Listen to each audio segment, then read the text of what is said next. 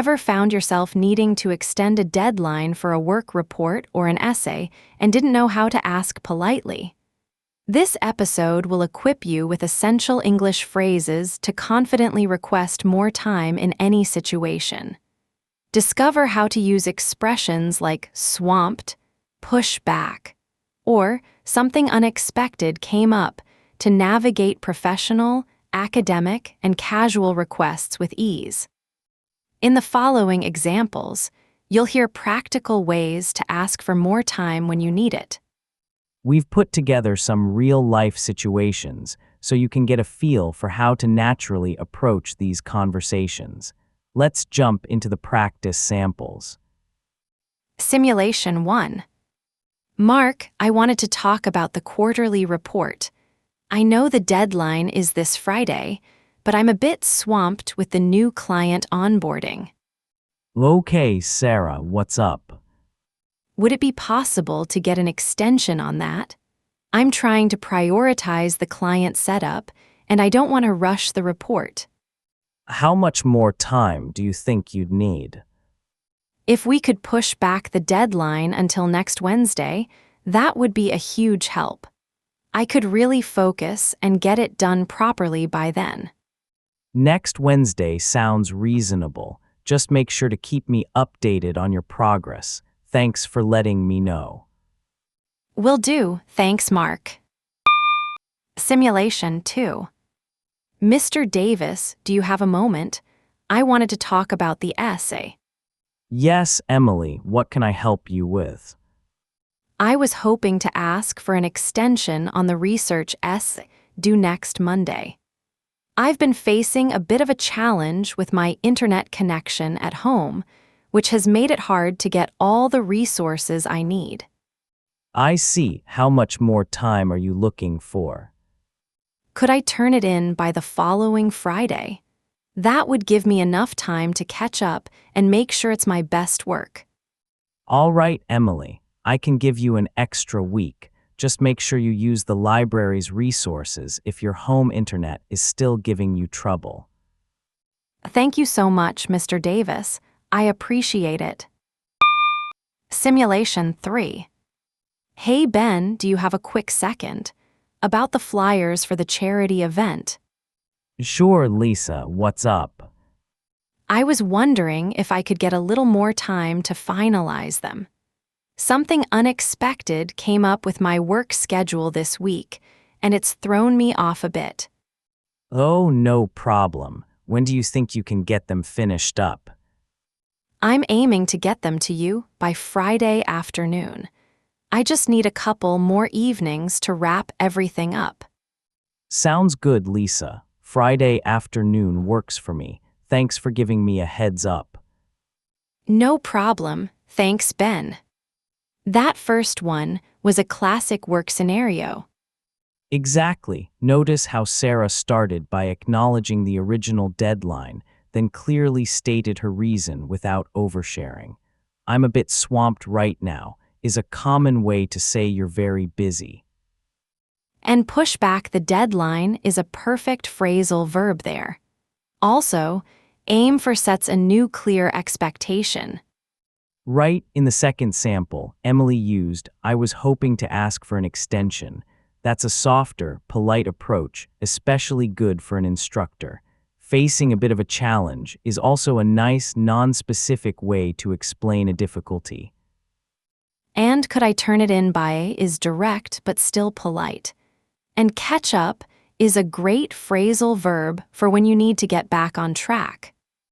Absolutely. For the third one, Ben's situation was more informal. Something unexpected came up is a very common and simple way to explain a sudden issue without going into detail. And get a little more time is casual and direct. Finish up is another common phrasal verb to say you need to complete something. Yes, and offering a new specific date like, get it to you by Friday shows you're still committed to getting the task done. All three used clear, polite language and offered a new proposed date. That's key. After hearing those conversations, It's clear how useful it is to begin by acknowledging the initial commitment. Absolutely, and then follow up with a concise explanation. Rather than saying, I'm swamped right now, you might also try, my schedule is really packed, or I'm currently overloaded. Precisely. And when you need to adjust a submission date, push back works well. Other options include postpone or delay the completion date. It's also essential to suggest a new, concrete timeframe. Saying aiming to get it done by a certain date is effective. You could also state, I'm confident I can have it ready by, or my target for completion is. Let's explore how these phrases fit into different parts of daily life. For a bit swamped, imagine your friend invites you to an event. You could reply, I'm a bit swamped with house chores tonight, so I can't make it. Or if a salesperson offers you an extra service, you might politely decline by saying, no thanks, I appreciate it, but I'm just a bit swamped with preparations for a trip. Excellent now for facing a bit of a challenge.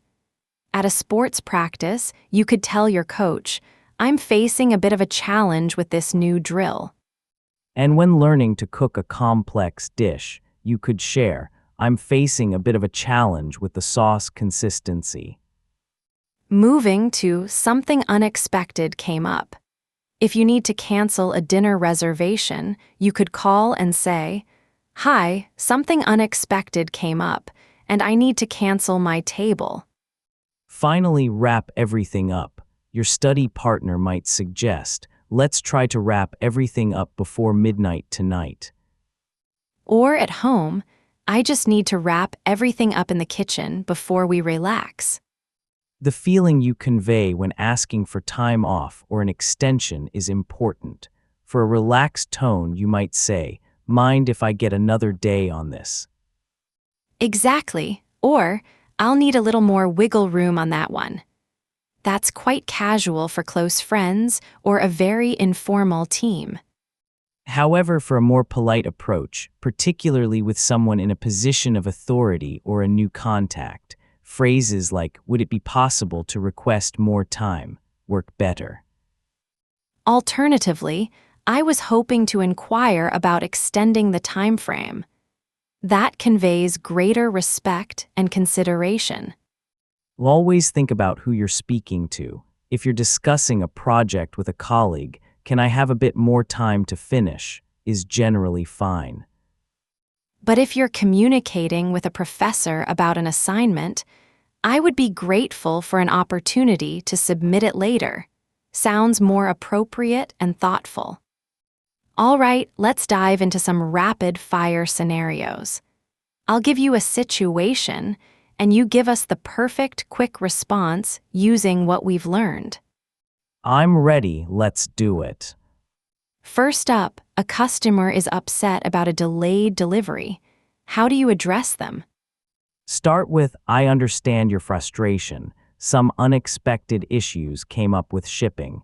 Would you be open to discussing alternative solutions? Next, your team leader asks for a project update, but you need an extra day.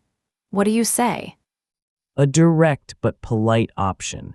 I'm facing a bit of a challenge to finalize everything today. Could we push back the submission until tomorrow?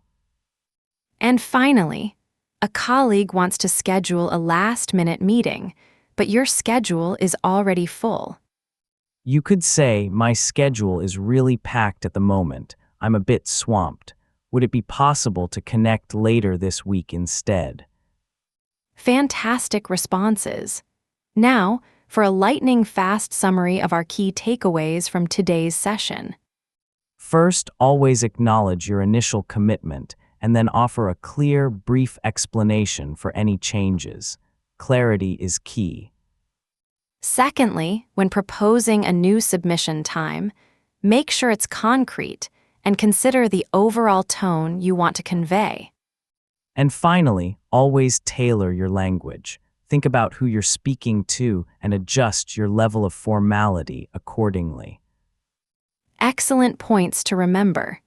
That's all the time we have for today on Double Your Vocabulary. If you enjoyed these practical tips, please subscribe to our podcast and hit that notification bell.